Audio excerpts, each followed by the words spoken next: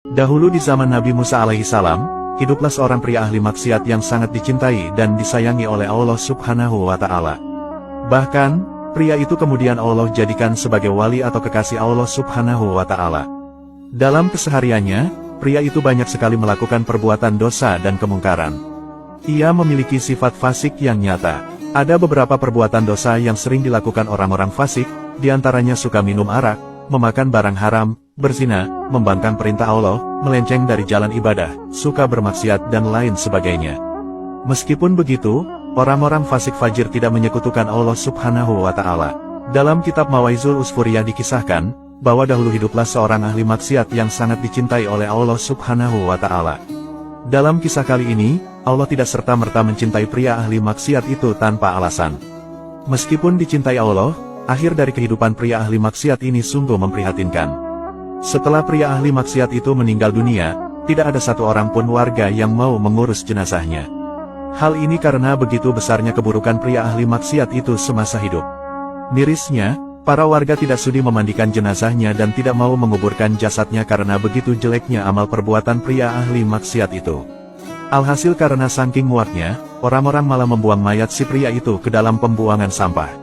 Setelah Allah melihat walinya diperlakukan secara buruk, Allah kemudian memberikan wahyu kepada Nabi Musa. Allah berfirman, "Wahai Musa, ada seorang laki-laki yang meninggal dunia di wilayah Fulan pada pembuangan sampah. Pria itu adalah salah satu wali dari para waliku. Mereka sama sekali belum memandikannya, belum mengkafaninya dan belum memakamkannya. Maka dari itu, pergilah kamu untuk memandikannya, mengkafaninya, mensolatinya dan menguburkan jasadnya." Mendapati wahyu dan perintah dari Allah, Nabi Musa alaihissalam kemudian melaksanakannya. Nabi Musa kemudian pergi ke perkampungan pria yang telah ditunjukkan Allah. Setelah sampai di daerah yang dituju, Nabi Musa kemudian menanyakan tempat dan kondisi mayat pria itu kepada penduduk setempat. Para penduduk lantas berkata kepada Nabi Musa, "Sudah mati seorang pria yang memiliki sifat seperti ini dan seperti itu, dan sungguh dia itu adalah pria fasik yang nyata." Mendengar penuturan warga, Nabi Musa lantas bertanya, "Di manakah lokasinya? Sebab sungguh Allah sudah memberi wahyu kepadaku mengenai dia." Nabi Musa kemudian meminta untuk ditunjukkan lokasi terakhir mayat pria ahli maksiat itu. Para penduduk kemudian menunjukkan lokasi mayat pria ahli maksiat itu kepada Nabi Musa. Setelah sampai, alangkah menyedihkannya kondisi mayat wali Allah itu. Nabi Musa melihat tubuh mayat wali Allah itu terbuang di tempat sampah. Para warga memperlakukan mayat seperti itu bukan karena tanpa alasan, semua ini dikarenakan begitu buruknya amal dan perbuatan si mayat semasa hidup. Orang-orang di daerah itu menjadi saksi akan tingkah semasa hidupnya.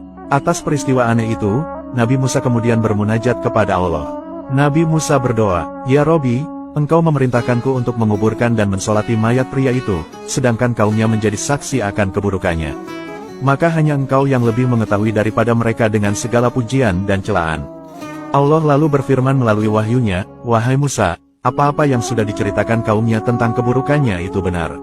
Namun saat menjelang kematiannya, dia memohon pertolongan kepadaku dengan 3 perkara, yang dimana apabila 3 hal itu dipakai untuk memohon pertolongan kepadaku oleh semua orang para pendosa dari ciptaanku, pasti aku akan mengabulkannya. Maka bagaimana aku tak menyayanginya? Sedang dia sudah memohon sendiri, dan aku adalah zat yang maha penyayang dari para penyayang." Nabi Musa lantas bertanya, "Ya Rob, apa 3 perkara itu?"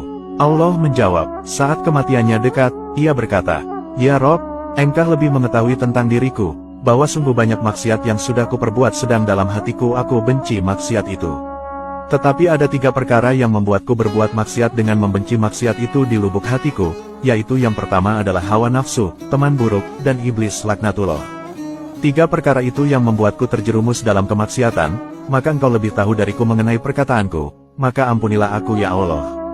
Kedua, pria ahli maksiat itu juga pernah berkata, "Ya Rob, sungguh Engkau tahu bahwa diriku sudah banyak berbuat maksiat dan tempatku bersama orang-orang fasik.